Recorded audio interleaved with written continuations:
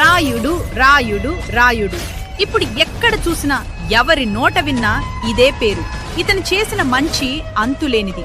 హాస్పిటల్లో చావు బ్రతుకుల మధ్య కొట్టమిట్టాడుతున్న ఇతను బ్రతకాలని ఎన్నో గుండెలు కోరుకుంటున్నాయి. హాస్పిటల్లో బెడ్ పై స్పృహ లేకుండా పడుకున్న రాయుడి దగ్గరికి వెళ్లి ఒకతను ఇలా అంటాడు. అన్నా, నువ్వు బ్రతకాలన్నా, బ్రతకాలన్నా, మాకోసం నువ్వు బతకాలన్నా, మాకు నువ్వు కావాలన్నా. ఆ దేవుడికే గాని న్యాయం చేసే మనస్తత్వం ఉంటే నిన్ను బ్రతికించాలన్నా.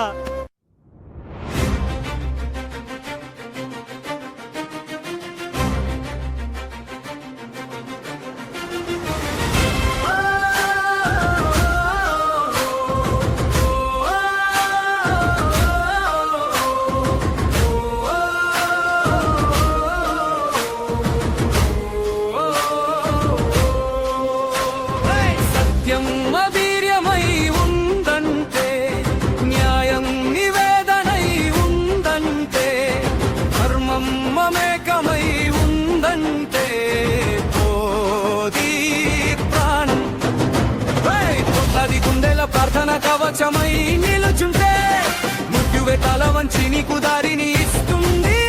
లేచిరా, కదిలిరా, మా కోసం ప్రాణమై తిరిగిరా.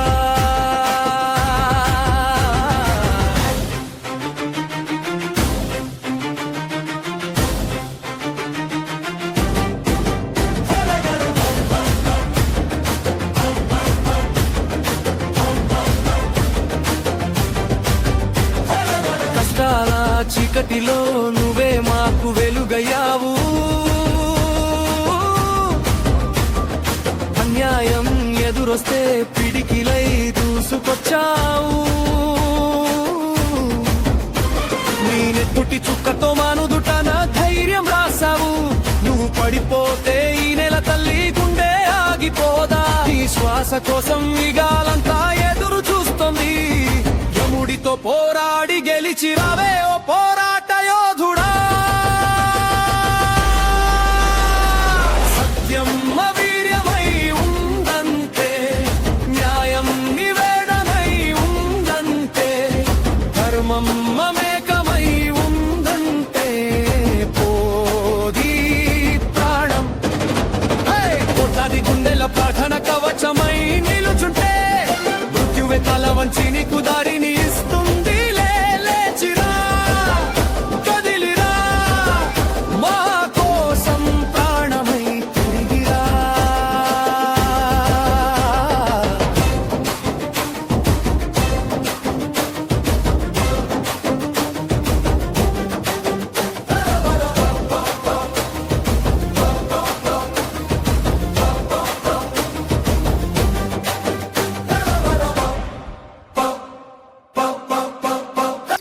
మా అమ్మ చెప్పింది రాయుడు మామ ఎంతో మంచోడంట, ఎంతో మందిని కాపాడాడంట, ఎంతో మంచి చేశాడంట.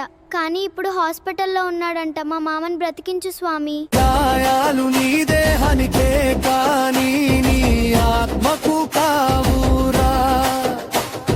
నీ ధైర్యం చూసి విధి రాతే వణికి పోవాలిరా.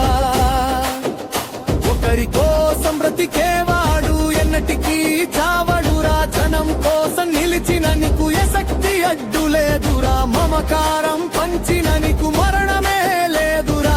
కళ్ళు తెరిచి తిరిగి రావే మా పాలిట దేవుడా. సత్యం అవీర్యమై ఉందంటే, న్యాయం నివేగమై ఉందంటే, ధర్మం మమేకమై ఉందంటే, పోది ప్రాణం. కోట్లాది గుండెల ప్రార్థన కవచమై నిలుచుంటే మృత్యువే తల వంచి నీకు దారిని